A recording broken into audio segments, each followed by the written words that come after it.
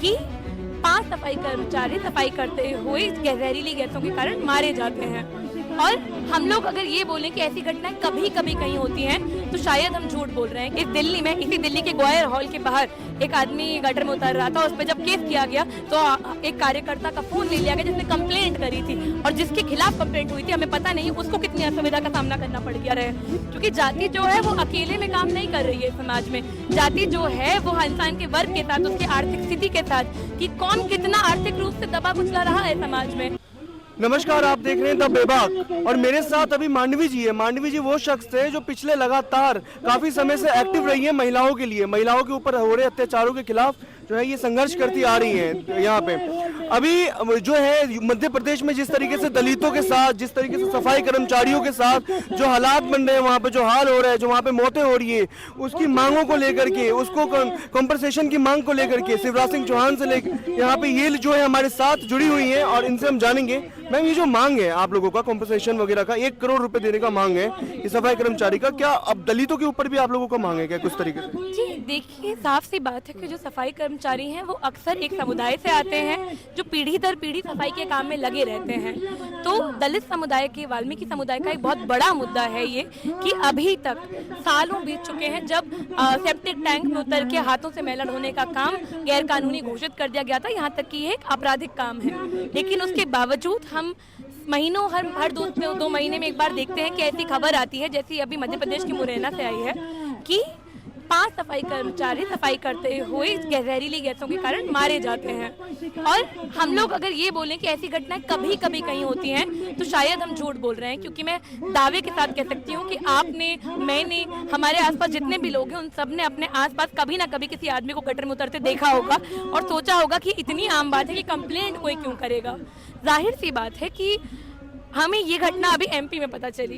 इससे कुछ महीने पहले ही महाराष्ट्र में 3 युवा ही लोगों की 35, 40 और 45 साल के 3 लोग थे जो गटर में उतर के मारे गए और उसको एक्सीडेंट यानी दुर्घटना बता दिया जाता है। और क्योंकि ये कोई लिखा पढ़ी वाला काम नहीं है तो ये लोग जब उतरते हैं नाले में तो सरकारें इनको बस उनमें गिर के फिसल जाने का एक एक्सीडेंट बताती है, दुर्घटना बताती है, और इस पर कोई कार्रवाई नहीं होती है। यहाँ तक कि तो कोई पुरजोर आंकड़ा भी मौजूद नहीं है जिससे हमें पता चल पाए कि सालाना कितनी मौतें हो रही हैं।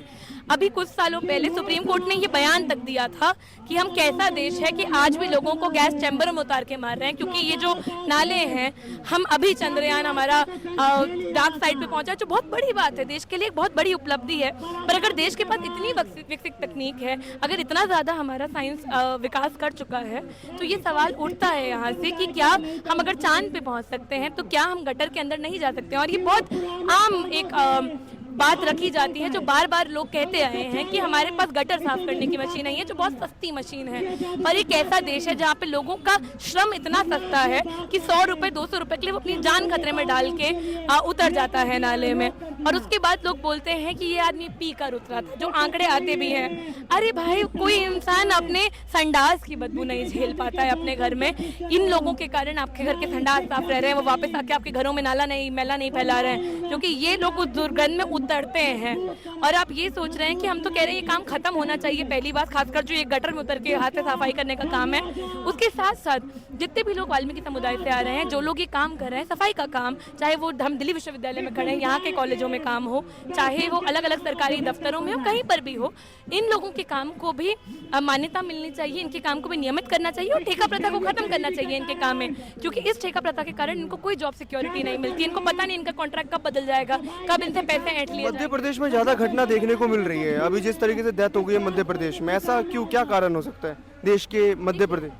खाली पहली बात तो ये कि सफाई कर्मचारियों की मौत का मुद्दा सिर्फ मध्य प्रदेश का नहीं है, ये देश भर में होता है। इस दिल्ली में, इसी दिल्ली के ग्वायर हॉल के बाहर एक आदमी गटर में उतर रहा था, उस पर जब केस किया गया तो एक कार्यकर्ता का फोन ले लिया गया जिसने कंप्लेंट करी थी, और जिसके खिलाफ कंप्लेंट हुई थी हमें पता नहीं उसको कितनी असुविधा का सामना करना पड़ गया। इसके सिवाय दलितों के खिलाफ जो घटनाएं आ रही हैं सामने, चाहे अभी एक घटना आई थी कि महाराष्ट्र से आई थी कि कुछ युवा पर बाइक चुराने का झूठा अपराध लगा कर उसको मार दिया गया, कुछ युवाओं को कबूतर चुराने और बकरी चुराने के नाम पर उल्टा लटका के मारा गया। कहीं पर घटना आती है, यूपी से आती है, कि एक लड़की को सिर्फ एक दलित युवा लड़के से बात करने के लिए, व्हाट्सएप या किसी पे चैट करने के लिए उसको उसके परिवार वाले मिलकर मार देते हैं। मध्य प्रदेश से भी ऐसी ही घटनाएं सामने आती हैं कि एक औरत को नंगा करके उनके कपड़े उतार के चलवाया जाता है, उनके बेटे को मारा जाता है। ये मध्य प्रदेश के राजस्थान की मुझे पुख्ता तौर पर याद नहीं है ये बात, पर ये उसी इलाके की घटनाएं हैं कि कहीं पर किसी दलित समुदाय से आने वाले इंसान को न्याय मांगने के लिए उसके साथ बर्बरता से बर्ताव किया जाता है, उसको मारा पीटा जाता है, उनकी जान ले ली जाती है। और हम ऐसे समाज में रह रहे हैं जो अमृतकाल में पहुंचने का दावा करता है, जो बात मैं बार बार कहती आई हूँ कि ये कैसा अमृतकाल है, कैसा कर्तव्य काल है जो अब हमारे प्रधानमंत्री कहते हैं कर्तव्य काल। क्या यही हमारा कर्तव्य है कि हम एक जातिवादी सभ्यता को आगे बढ़ाएं, जहां हम कहें कि ब्राह्मण ब्राह्मण की जगह पे रहे और दलित दलित की जगह पे रहे और काम इसी तरीके से बैठा रहे? क्योंकि जाति जो है वो अकेले में काम नहीं कर रही है समाज में। जाति जो है वो इंसान के वर्ग के साथ, उसकी आर्थिक स्थिति के साथ, कि कौन कितना आर्थिक रूप से दबा कुचला रहा है समाज में। अब जाहिर सी बात है कि जो इंसान हमारे राष्ट्रपति के पद पे पहुंच गया उसके साथ तो भेदभाव नहीं होगा। हम भेदभाव होगा तो उसी इंसान के साथ होगा जो आर्थिक रूप से भी कमजोर है। राष्ट्रपति भी कह रही है, मतलब राष्ट्रपति पे भी लोग बात कह रहे हैं कि उनके साथ भी भेदभाव किया जाता है। जैसे जगन्नाथ मंदिर में देख लिया जाए, हम हौज खास में जब गई थी तो उनको गर्भगृह में नहीं जाने दिया था। देखिए, इसके पीछे जो भी कारण हो, हमें पता है कि एक पुख्ता तौर से जातिवाद होता है समाज में। कभी कभी तो हमें पता है कि समाज में जो दिखे ना, जो हम अदृश्य रूप से हो रहा है उसका तुम क्या कह सकते हैं, जो किसी के मन में भावना हो, भेदभाव कर रहा हो, जिसको आप पुख्ता तौर पे नहीं कह सकते। पर आपको ये भी पता है कि बार बार ऐसी घटनाएं जहाँ पे इंदर मेघवाल जैसे बच्चे की पीट कर जान ले ली जाती है वो भी हमारे सामने आती है, जिस पर कोई कार्रवाई नहीं होती। ये राजस्थान की बात है, इसीलिए जब आप इसे मध्य प्रदेश का मुद्दा बताते हैं तो ये हम सवाल उठा रहे हैं कि सिर्फ मध्य प्रदेश का नहीं, ये राजस्थान का, महाराष्ट्र का, मैक्सिमम देखा गया कि उस मध्य प्रदेश जैसे राज्य में मैक्सिमम देखा गया है कि और आता भी है, वीडियो भी वायरल हो जाता है कि दलितों के साथ बहुत ज्यादा अत्याचार होता है। देखिए, हो रहे हैं दलितों पर अत्याचार, इस बात को तो हम नजरअंदाज ही नहीं कर रहे हैं, लेकिन हम ये कह रहे हैं कि हम कितनी घटनाएं सामने आती हैं उसके हिसाब से आंक नहीं सकते ना। मैं उत्तराखंड से हूँ, आप बताइए उत्तराखंड से आपने कितनी घटनाएं सुनी हैं जातिवाद की? इतना नहीं है, नहीं सुना है, लेकिन जब मैं अपने गांव जाती हूँ ना तो मुझे दिखता है कि कैसे भेदभाव होता है। अलग पंक्ति में बैठाया जाता है एक आदमी को जो दलित समुदाय से आता है और ऊंची जात वालों को अलग पंक्ति में बैठाया जाता है। तो ये तो खबर नहीं बनती है क्योंकि ये तो आम भेदभाव है, वहाँ का एक नियम बन चुका है, पर इसके खिलाफ कोई कार्रवाई नहीं होती है।